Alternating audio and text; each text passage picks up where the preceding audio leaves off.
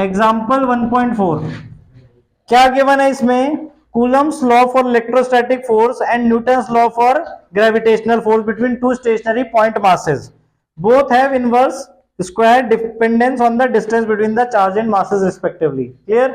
जो हमने अभी कंपेयर भी किया था कूलम्स लॉ और न्यूटन्स लॉ ऑफ ग्रेविटेशन के बीच में। Compare the strength of these forces by determining the ratio of their magnitudes. ठीक है, अब हमें यही फोर्सेज की रेशियो निकालनी है basically.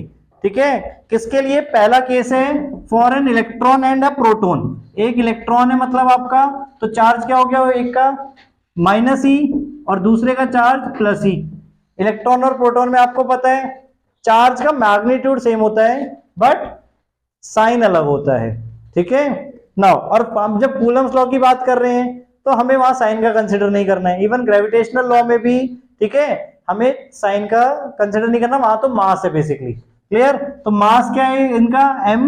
Mass of electron given है आपको, देखो क्वेश्चन में 9.11 into 10 raise to power minus 31 और mass of proton 1.67 into 10 raise to power minus 27।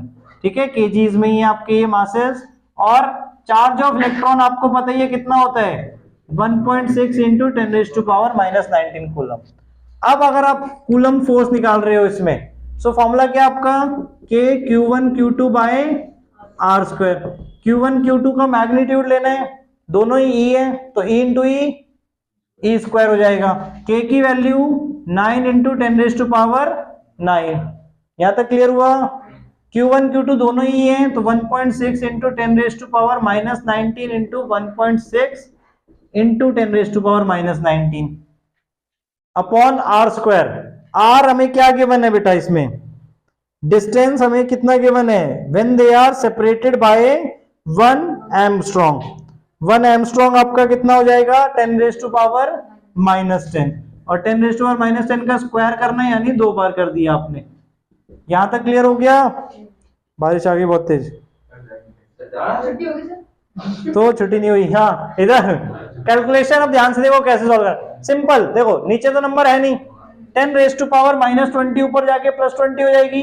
देखो नंबर्स को नंबर से सॉल्व करना है और 10 रेज टू पावर को 10 रेज टू पावर से। सो 9 इंटू 1.6 या 1.6 इंटू 1.6, 16 का स्क्वायर आपको पता होगा कितना होता है? 2.56।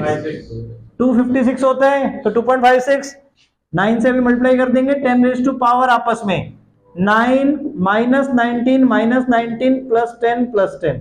माइनस 10 वाली पावर जब ऊपर आई तो प्लस में कन्वर्ट हो गई। क्लियर? इनको मल्टीप्लाई किया क्या आ जाएगा? 9 6 54, 5 carry, 9 5 45, 5 50, 5 carry 23.04। Clear? Into 10 raise to power 10 10 9 29 हो गए और माइनस 38 तो 10 रेज टू पावर माइनस 9 और यूनिट आपकी न्यूटन। तो इतना आपका कूलम्बिक फोर्स आ गया। ठीक है, और दूसरा पार्ट आपका बेटा, अब इसको हमें कंपेयर करना है ग्रेविटेशनल फोर्स से। सो ग्रेविटेशनल फोर्स के लिए क्या करना है? क्या है फॉर्मूला आपका? Gm1 m2 bye are square. इन्होंने क्या किया? डायरेक्ट रेशियो ही निकाल दिए, क्योंकि हमें रेशियो निकालनी थी तो डायरेक्टली डिवाइड ही कर दिया FC बाय FG। तो उसमें क्या आ जाएगा हमारा? दैट इज देखो आर स्क्वायर दोनों कट गया, के Q1 Q2 ऊपर रह गया और Gm1 m2 नीचे रह गया। ये भी आप सॉल्व करके डायरेक्ट रेशियो निकाल सकते हो। क्लियर हो जाएगा वैल्यू सॉल्व करके। और सेकंड पार्ट बोला था फॉर 2 प्रोटॉन्स, तो दोनों प्रोटॉन्स हो जाएंगे तो कूलम्बिक फोर्स में तो फर्क नहीं पड़ेगा आपका। ठीक है, बट जब आप ग्रेविटेशनल फोर्स करोगे तो यहां पे दोनों मासेस प्रोटॉन के लोगे। क्लियर? ग्रेविटेशन वाले में जब दोनों प्रोटॉन्स के बीच में कर रहे हैं तो दो कंडीशन बोलिए ना। फर्स्ट पार्ट में दोनों एक इलेक्ट्रॉन और एक प्रोटॉन था, दूसरे पार्ट में दोनों प्रोटॉन्स हैं। ठीक है, नाउ बी पार्ट में क्या बोला? अब इसमें ध्यान से देखो, B part estimate the acceleration of electron and proton due to the electric force of their mutual attraction when they are separated by 1 angstrom. अब हमें एक्सेलरेशन पूछिए, तो जैसे हमने ये क्या निकाल दिया? कूलम्बिक फोर्स निकाल दिया। ठीक है, अब फोर्स आपको पता है किसके इक्वल होती है, मास इनटू एक्सेलरेशन।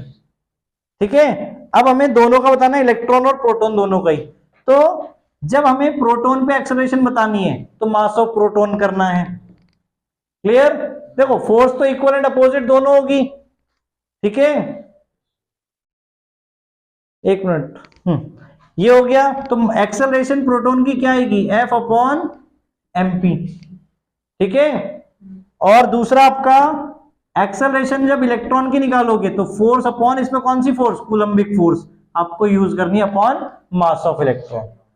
क्लियर हो जाएगा, ये कूलम्बिक फोर्स आपको ये यूज करनी है। ठीक है, divide by mass of proton, acceleration दोनों की उस बेसिस पे आ जाएगी। क्लियर हो गया पूरा क्वेश्चन? फोर्थ वाला एग्जांपल कैलकुलेशन सॉल्व कर लेना।